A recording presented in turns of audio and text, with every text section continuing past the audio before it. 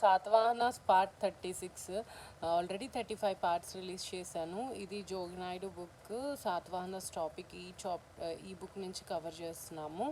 Okay, so ఇక్కడ వరకు అయితే లాస్ట్ వీడియోలో కవర్ చేశాను. ఈ పార్ట్లో ఏంటంటే నెక్స్ట్ కింగ్ వచ్చేసి అంటే ఇక్కడ మనం చూసాం కదా, ఎవరు మొదటి శాతకర్ణి అంటే శాతకర్ణి 1 తర్వాత మనకి వేదసిరి వచ్చింది. ఓకే, వేదసిరి వచ్చారు రూల్లోకి. ఇతనికి ఇంకో పేరు వచ్చేసి పూర్ణోత్సుంగుడు.